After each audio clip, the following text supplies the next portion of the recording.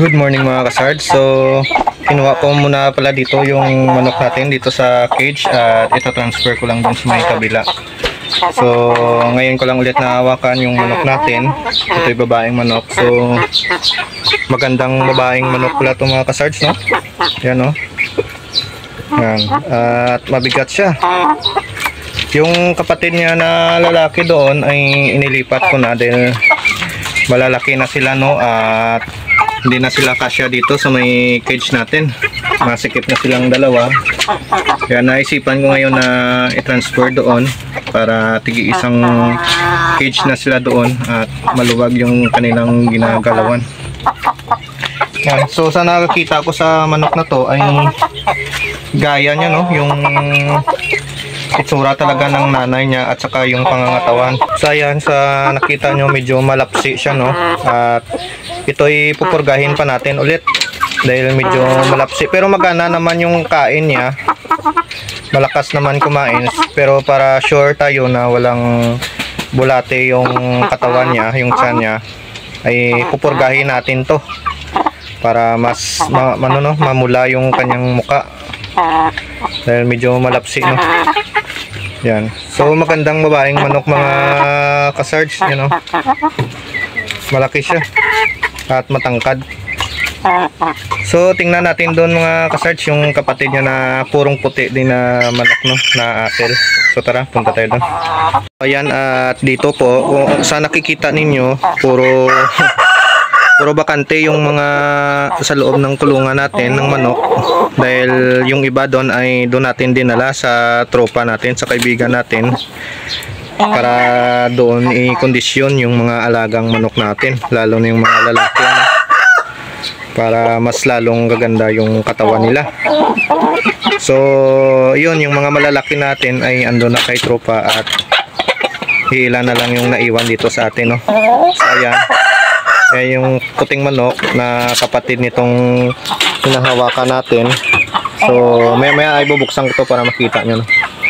So ngayon ay lalagay ko na dito sa cage yung itong babaeng manok. So ayan, at binigyan natin ng pagkain, ang lakas kumain ng manok natin, no? Ito yung anak ng puting manok natin na dalawa, no? Yung babaeng puting manok natin doon kay tropa at yung lalaking manok na nilagay natin doon. So ito na yung anak nila mga kasards, malaki na. So sa 3 months old, ganito nakalaki. Yan, oh, 3, magpo 4 months pa lang to, eh. Yan, oh. Ang tangkad na ng manok natin mga kasards. Yung ibang puting manok natin kasi mga kasards na mga sisiyo dati, yung mga kapatid nito ay naibenta na natin, no? So pumili lang tayo ng dalawang puting manok. So yung isa pala ay babae at yung isa ay lalaking manok. Yan. So bata pa to mga kasards at naglulugon pa yung mga balahibo niya, no? Tumutubo pa lang. So copy paste niya talaga yung mukha ng nanay niya at yung kulay ng ano, no, ng balahibo ng tatay niya ay kuwang-kuwa rin, purong puti talaga. Ganda. So ayan, no, naglulugon.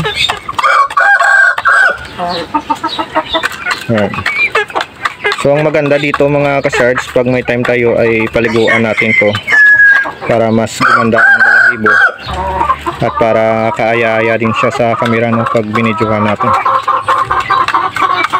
Right?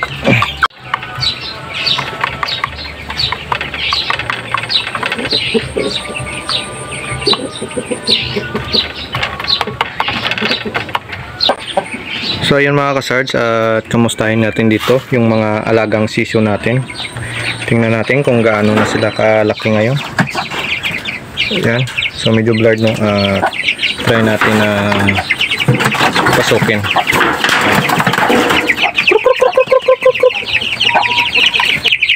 So ayan. So ganito nakalaki yung mga alagang sisyo natin. Yan. Going to 2 months old. So ngayon ay 1 month old pa lang ito mga kasards. Yan. Ang gaganda ng mga alagang sisiw natin. Yan, patuloy ko pa rin naman kayong i-update sa mga alagang manok natin dito, pati doon sa inilipat natin na mga manok. Yan. So yung paitlogan na yan, sa ngayon ay parang yan yung nagsisilbing silungan nila kung gabi, no? Para hindi sila lamigin. At kaunting panahon na lang ay ihihiwalay ko na itong inahin sa mga sisiyo dahil malalaki na rin naman yung mga alagang sisiyo natin. At aayusin ko pa itong paitlogan ng manok natin. At itong inahing manok ay ilalagay ko to doon kay trupa, no?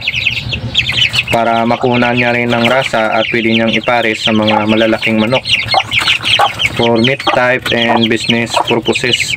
Yan. Pag nakapag-produce siya ng mga malalaking manok ay matataas yung timbang ng manok, no? At hindi siya malulugi sa pagbibenta. Dahil doon makakatipid din naman siya ng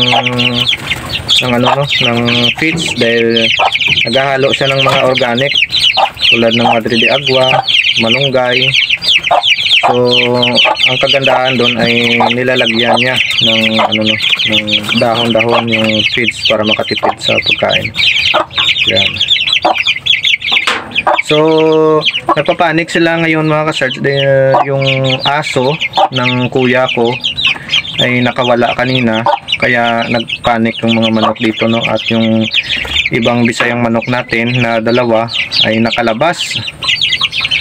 So ang hirap pa naman hulihin nun, pero ayun, wala natin magawa din, nakalabas na yung ibang manok sa cage na mga native natin na mga maiilap.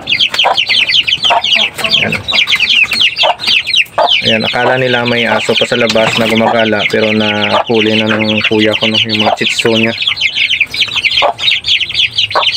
Ayan. So i-zoom na lang natin para so ayan, ganyan nakalaki yung mga alagang sisiyo natin. At yan na rin yung update ng mga alaga natin ngayon. Ang gaganda, no? Lalo na yung yung parang may white, yung siya, yung parang walang balahibo. Malaki, yan, oh. Laki niya, oh. So ayun, at pag lumaki to, yung iba dito ay ibibenta rin naman natin at pipili lang tayo ng malaki at maganda. Yun naman yung iiwan natin, no? Lalo na pag lalaki, kasi mahilig tayo mga kasard sa mga lalaking manok. So ito sila lahat ay 7 to.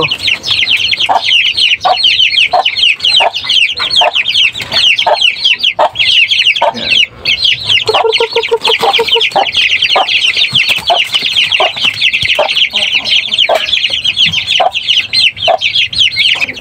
So ayan, ito lang muna yung update ng ating mga alagang sisiyo ngayon. At ganito na sila kalaki.